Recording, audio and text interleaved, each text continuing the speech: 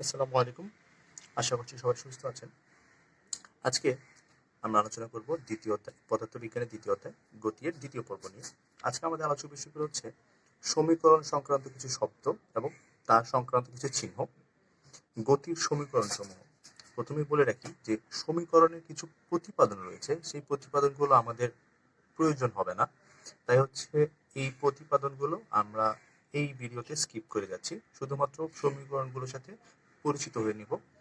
পরবর্তীতে হচ্ছে পরন্ত বস্তুর সূত্রগুলো এবং পরন্ত বস্তুর সমীকরণ, সর্বশেষ হচ্ছে লেখচিত্র। প্রথমে আমরা যে জিনিসটা নিয়ে আলোচনা করব সেটা হচ্ছে সমীকরণ সংক্রান্ত কিছু শব্দ। প্রথম যে শব্দ সেটা হচ্ছে দূরত্ব। দূরত্ব সম্পর্কে আমরা কত ভিডিওতে শুনেছি। দূরত্ব হচ্ছে অবস্থানের পরিবর্তন এবং সেটাকে আমরা এস দিয়ে মার্ক করে রাখি, সাধারণত স্মল এস। একাধিক যদি কোনো দূরত্ব থাকে তখন সেটাকে আমরা S1, S2, S3 ইত্যাদি দিয়ে পয়েন্ট আউট করে থাকি। অবস্থান, অবস্থানটা হচ্ছে যেটা আমরা গত পর্বেই আমরা জেনেছি যে কোনো জিনিসের প্রসঙ্গ বিন্দুর সাপেক্ষে কোনো জিনিসের দিক নির্দেশনাটা হচ্ছে অবস্থান। এখন এই অবস্থানটা কেন আমাদের আজকে প্রয়োজন? অবস্থানটা জানা এই জন্য প্রয়োজন দূরত্বের জন্য। ধরে নিন আমরা এই মিনিয়নের ক্ষেত্রে আজকে আমরা উদাহরণটা দিব। এই মিনিয়নটা ধরে নিচ্ছি তার প্রথম অবস্থান ছিল এই জায়গায়, এটা ছিল তার অবস্থান। এখান থেকে সে সরে গেল, সে যদি সরে যায় তাহলে তার অবস্থানের পরিবর্তন হয় এখানে আসলো, অর্থাৎ তার অবস্থানের পরিবর্তন হয়েছে। এটা হচ্ছে তার প্রথম অবস্থান ছিল, সেটাকে আমরা বলছি এক্স নট, আদি অবস্থান। এক্স নট, এক্স এর নিচে যে ছোট গোলাকার জিনিস সেটাকে আমরা এক্স নট বলি। এবং পরবর্তী যে অবস্থান সেটা হচ্ছে আমাদের শেষ অবস্থান, সেটাকে আমরা এক্স দিয়ে মার্ক আউট করি। কোনো কোনো জায়গায় সেটা এক্স নটকে এক্স ওয়ান বলা হয়, আবার কোনো কোনো জায়গায় এক্স নট বলা হয় এবং শেষ অবস্থানকে এক্স টু দিয়ে মার্ক আউট করা হয়। এখন এই যে অবস্থানের পরিবর্তন সেটি হচ্ছে আমাদের জন্য দূরত্ব, অর্থাৎ শেষ অবস্থান থেকে আদি অবস্থানের দূরত্বটা হচ্ছে আমাদের অবস্থান, পরিবর্তনটা হচ্ছে আমাদের দূরত্ব। সেটাকে হচ্ছে এভাবে মার্ক আউট করা হয় যে x minus x not is equal to s. এটা কোথাও কোথাও আপনারা পাবেন যে x two minus x one is equal to s. সেটি ছিল অবস্থান। আচ্ছা, অবস্থানের পরে আমাদের পরবর্তী যে জিনিস সেটা হচ্ছে সময়।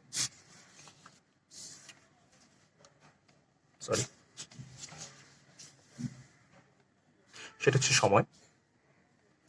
সময়ের বেলায় আমরা যেটা জানি যে সময়কে টি দিয়ে চিহ্নিত করা হয় এবং একাধিক যদি কোনো সময় থাকে তাহলে হচ্ছে যে T1, T2 এবং T3 দিয়ে চিহ্নিত করা হয়।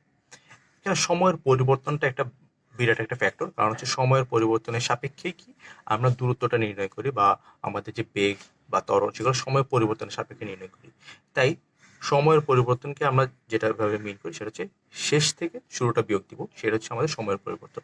টি is equal to T2 minus T1, বা শেষ সময় যেটা সেটা থেকে শুরুর সময়টা বিয়োগ, সেটা হচ্ছে আমার সময়ের পরিবর্তন। পরবর্তী জিনিস যেটা সেটা হচ্ছে বেগ, যেটা আমরা জানি সময় সাপেক্ষে অবস্থানের পরিবর্তন বা দূরত্বের পরিবর্তন। আদি বেগকে আমরা ইউ দিয়ে প্রকাশ করে থাকি বা কোথাও কোথাও সেটাকে ভি নট বলা হয়, ভি নট। এবং শেষ বেগকে আমরা ভি দিয়ে বলি, কোথাও কোনো জায়গায় সেটাকে ভি টি বলা হয়, ভি টি। অর্থাৎ টি সময়ে তার অবস্থানের পরিবর্তনটাই হচ্ছে কি ভি টি।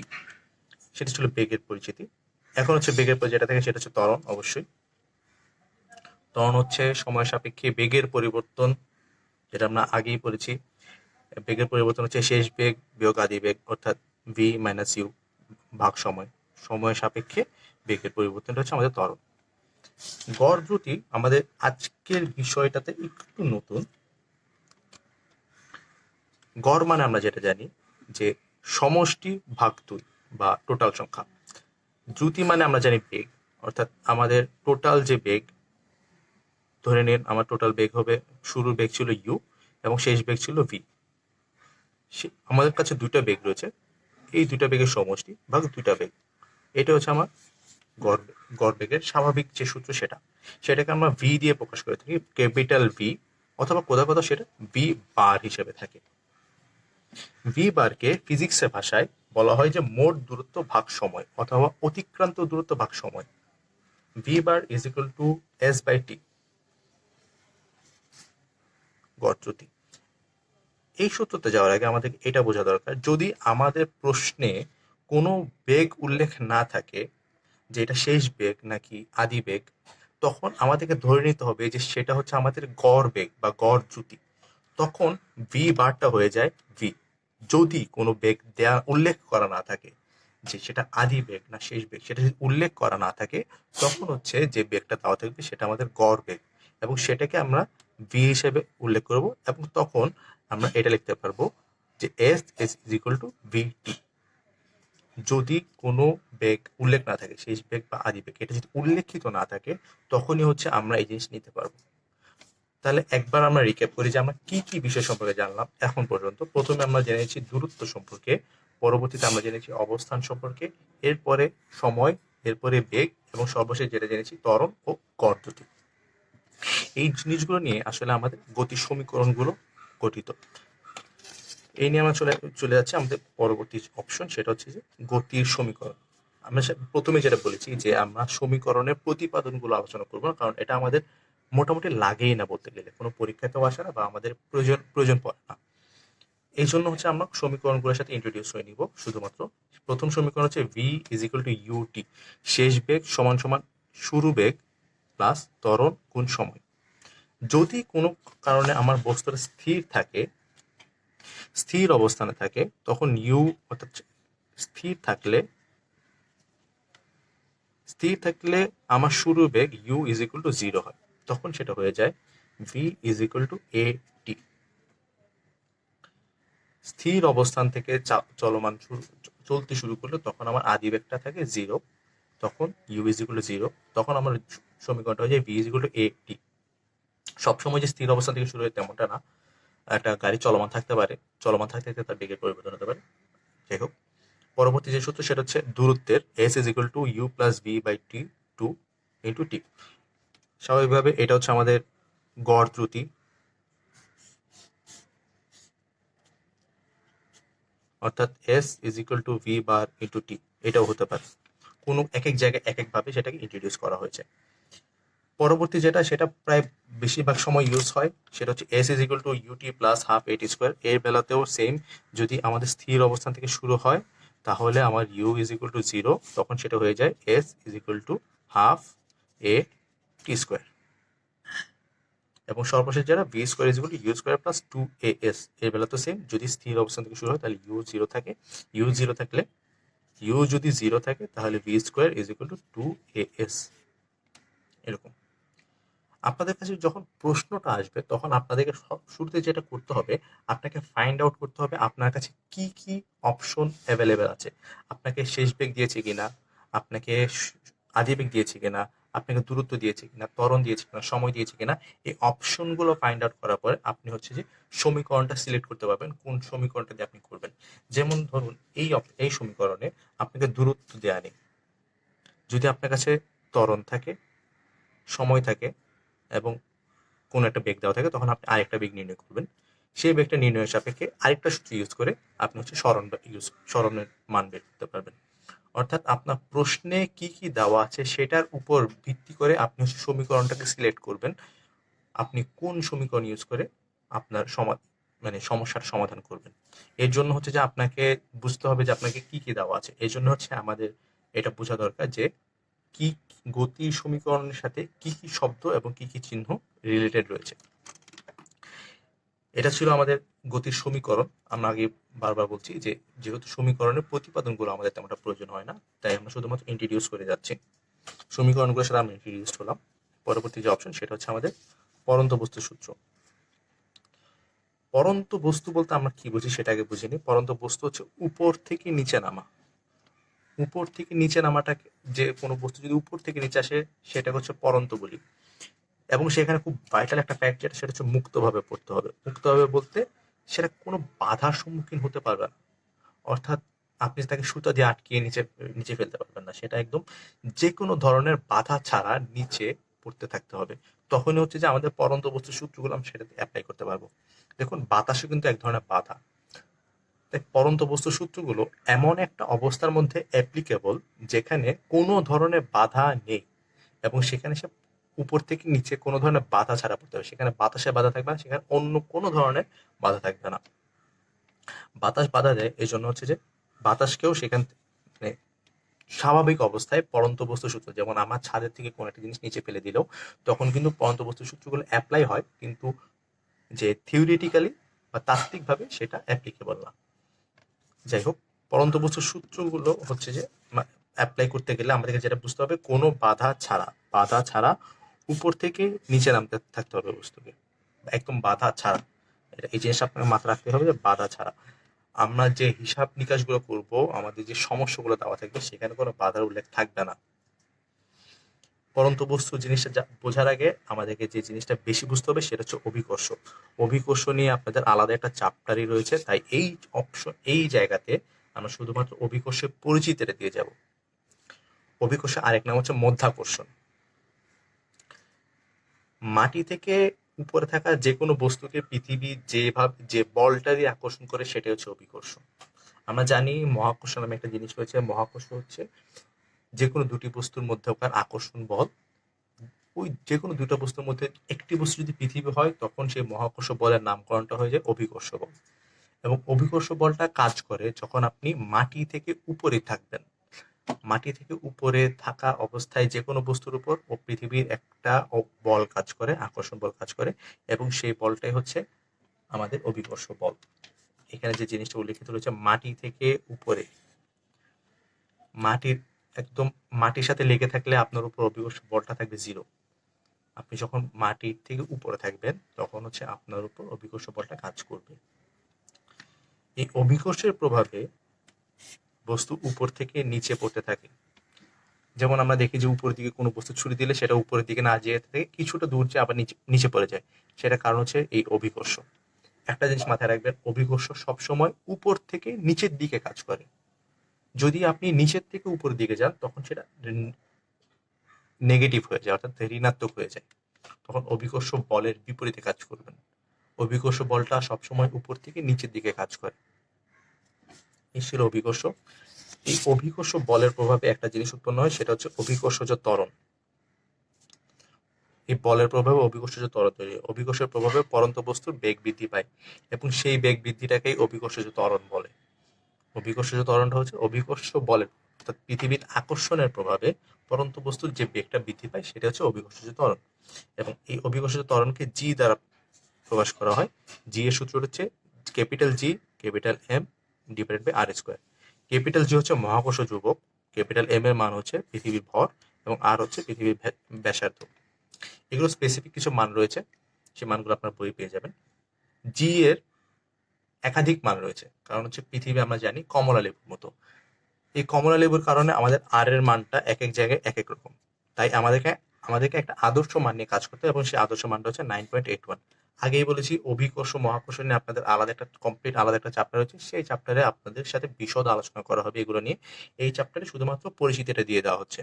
তার কারণে আমরা জি এর যে স্বাভাবিক মান, যেটা আদর্শ মান, এই বিজ্ঞানীরা কাজ করবে, আমরা কাজ করব, সেটা হচ্ছে 9.81। খেয়াল রাখবেন প্রশ্নের মধ্যে কোথাও কোথাও জি এর মানটা উল্লেখ থাকবে, তখন হচ্ছে যে মানটা উল্লেখ থাকবে সেই মানটা নিয়ে আপনাকে আপনার সমস্যার সমাধান করতে হবে। প্রশ্নের মধ্যে যদি কোনো মান উল্লেখ থাকে জি এর, কোথাও কোথাও 10 উল্লেখ থাকে, কোথাও কোথাও 9.75 উল্লেখ থাকে, এরকম যে মানটা উল্লেখ থাকবে সেই উল্লেখিত মানটা নিয়ে আপনাকে সমাধানটা করতে হবে। স্বাভাবিকভাবে যদি জি এর কোনো মান উল্লেখ করা না থাকে তখন আমরা এই মানটা ইউজ করবো 9.81। আসলে এখন আমরা পরন্ত বস্তুর সূত্রের মধ্যে চলে যাই। পরন্ত বস্তুর 3টা সূত্র রয়েছে এবং 3টা সূত্র দিয়েছেন বিজ্ঞানী গ্যালিলিও। সূত্রগুলো আলোচনা করার আগে আমাদেরকে জানতে হবে যে এই সূত্রগুলো এই দুটি ফ্যাক্টরের মধ্যে কাজ করবে। বস্তুটাকে স্থির অবস্থা থেকে পড়তে হবে, অর্থাৎ তার আদিবেগ 0 থাকতে হবে, এবং তাকে মুক্তভাবে পড়তে হবে, অর্থাৎ তার মাঝখানে কোনো বাধা থাকতে পারবে না, বাতাস তাকে বাধা দিতে পারবে না, আপনি তাকে বাধা দিতে পারবেন না। তাকে একদম মুক্তভাবে পড়তে হবে নিচের দিকে। এই দুটি জিনিস যদি আপনি এনশিওর করতে পারেন তাহলে হচ্ছে যে এই সূত্র 3টি অ্যাপ্লিকেবল হবে। প্রথম যে সূত্র সেটা হচ্ছে সকল বস্তু, অর্থাৎ সকল পরন্ত বস্তু সমান সময়ে সমান দূরত্ব বা উচ্চতা অতিক্রম করবে। অর্থাৎ স্থির অবস্থান থেকে আপনি যদি কোনো একটা জিনিসকে ছেড়ে দেন তখন সেটা 1 সেকেন্ড তখন সেটা পড়তে থাকবে। টি সময়ে সে ভি দূরত্ব অতিক্রম করবে, সমান সময়ে সমান দূরত্ব অতিক্রম করবে। এক সেকেন্ডে সে 1 মিটার অতিক্রম করবে, 2 সেকেন্ডে সে 2 মিটার অতিক্রম করবে। ব্যাপারটা হচ্ছে এরকম, সমান সময়ে সমান দূরত্বটা অতিক্রম করবে।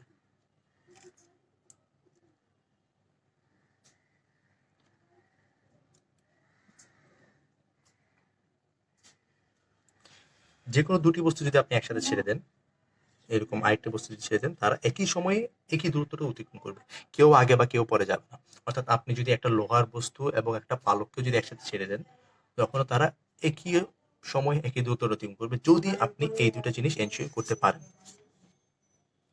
পরবর্তী যে সূত্র সেটা হচ্ছে যে স্থির অবস্থান থেকে মুক্তভাবে কোনো পড়ন্ত বস্তু টি সময়ে যে বেগটা প্রাপ্ত হবে তার সময়ের সমানুপাতিক হবে। এই বস্তুটি যে বেগে পড়তে থাকবে টি সময়ে সে ভি বেগ প্রাপ্ত হবে, অর্থাৎ যে সমান, যার অতিক্রান্ত সময়ে তার বেগের সমান হবে। এবং তৃতীয় যে সূত্র সেটা হচ্ছে যে সে যে পরিমাণ দূরত্বটা অতিক্রম করবে সেটা হবে তার সময়ের বর্গের সমানুপাতিক। অর্থাৎ সে 1 মিনিটে সে 1 মিটার অতিক্রম করলে 2 মিনিটে সে অতিক্রম করবে হচ্ছে 2 স্কোয়ার, অর্থাৎ 4 মিটার। সেটা বর্গাকারে সমানুপাতিক হবে। এগুলো ছিল আমাদের সূত্র। পড়ন্ত বস্তুর সমীকরণগুলো, একটা জিনিস খেয়াল করবেন যে গতির সমীকরণ এবং পড়ন্ত বস্তুর সমীকরণটা প্রায় একদমই সেম, হুবহু সেম। পার্থক্যটা হচ্ছে একটা জায়গায়, সেটা হচ্ছে আমরা দূরত্বের জায়গায় এইচ ইউজ করব এবং ত্বরণের এ জায়গায় জি ইউজ করব। সূত্রগুলো খেয়াল করুন, v is equal to you plus a t এর জায়গায় u is equal to you plus g t, এর জায়গায় আমরা জি ইউজ করেছি। S is equal to u t plus half a t square, s এর জায়গায় আমরা এইচ ইউজ করেছি, এই জায়গায় জি ইউজ করেছি। V square is equal to u square plus 2s, s এর জায়গায় এইচ বসেছে, এর জায়গায় জি বসেছে। পার্থক্য শুধু এতটুকুই। গতির সমীকরণগুলি হচ্ছে আমার পড়ন্ত বস্তুর সমীকরণ, শুধুমাত্র এস এর জায়গায় এইচ, এর জায়গায় জি। আজকে আমাদের সর্বশেষ যে টপিক সেটা হচ্ছে আমাদের লেখচিত্র। গতির লেখচিত্র স্বাভাবিকভাবে দুই প্রকার, একটা হচ্ছে দূরত্ব বনাম সময়,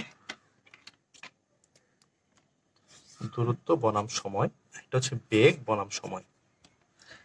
দূরত্ব বনাম সময় মানে হচ্ছে কি দূরত্ব বনাম সময়, অর্থাৎ সে বেগ নির্দেশ করে। আর যদি আপনি বলেন বেগ বনাম সময় v/t, তাহলে হচ্ছে সে ত্বরণ নির্দেশ করে। এখন এইগুলো আবার দুই ভাগে, এই দূরত্ব বনাম সময়টা হচ্ছে সুষমবেগ এবং অসমবেগ দুই ভাগে বিভক্ত, এবং এই বেগ বনাম সময়টাও সমত্বরণ এবং অসমত্বরণ দুই ভাগে বিভক্ত। লেখচিত্র ব্যাপারে একটা যে জিনিস জেনে রাখবেন সেটা হচ্ছে আপনার প্রথমে যে জিনিসটা থাকবে সেটা বসবে ওয়াই অক্ষে, এবং পরবর্তীতে যে বনামের পরে যেটা থাকবে সেটা বসবে এক্স অক্ষে। যেমন দূরত্ব বনাম সময়, দূরত্বটা বসবে ওয়াই অক্ষে, সময় বসবে এক্স অক্ষে। বেগ বনাম সময়, বেগ আগে রয়েছে, বেগ থাকবে ওয়াই অক্ষে, সময় থাকবে এক্স অক্ষে। এটি হচ্ছে যে কোনো ধরনের লেখচিত্রের জন্য একটা সত্যি কথা, এবং সবসময় সেটা থাকবে, এই জিনিসটা মাথায় রাখবেন। আসুন আমরা লেখচিত্রগুলোর সাথে একটু ইন্ট্রোডিউস হই। প্রথমে আমরা যেটা আলোচনা করবো সেটা হচ্ছে দূরত্ব বনাম সময়ের লেখচিত্র। দূরত্ব বনাম সময় লেখচিত্র প্রথমে আমরা দেখি সুষম বেগ এবং অসম বেগ, যেটা আমরা উল্লেখ করেছিলাম। সুষম বেগ এবং অসম বেগ দুটি লেখচিত্র আপনাদের সামনে রাখছি, খেয়াল করলে দেখেন দূরত্ব বনাম সময় করবো, তো আমরা দূরত্ব নিয়েছি, সময় নিয়েছি, দূরত্ব নিয়েছি, সময় নিয়েছি। সমবেগ বলতে আমরা যেটা জানতাম যে সমান সময়ে সমান দূরত্ব অতিক্রম করবে। আমরা কিন্তু সময়ের পার্থক্যগুলো 5 করে নিয়েছি উভয় ক্ষেত্রে। সুষম বেগের বেলায় 0 থেকে 5 হয়েছে, 5 থেকে 10 হয়েছে, প্রত্যেকবার ব্যবধান 5। এখানে দেখুন অসম বেগের বেলায় ব্যবধানটা এখানে হচ্ছে 7, এখানে হচ্ছে 3। বোঝা যাচ্ছে এটা সুষম বেগ এবং এটা অসম বেগ। যখন আমরা সেটা আমরা লেখচিত্রে ইউজ করব, দেখুন আমরা যেটা আগে বলেছি যে আগে যে থাকবে সে হচ্ছে ওয়াই অক্ষে, পরে যে থাকবে সে হচ্ছে এক্স অক্ষে। এখানে এম দিয়ে একক বোঝানো হয়েছে, এস দিয়ে একক বোঝানো হয়েছে। সময়ের একক সেকেন্ড, দূরত্বের একক মিটার। দেখুন প্রত্যেকবারে আমার হয়তো লেখচিত্রটা একটু আঁকাবাঁকা হয়েছে, কারণ আমি উপযুক্ত মাপনি করিনি এই জন্য। কিন্তু আপনি যখন শখ কাগজে সেটা বসিয়ে করবেন, দেখবেন সুষম বেগের বেলায় আপনার এই লেখচিত্রটি, এই অঙ্কনটা একটা সরল লেখা হবে।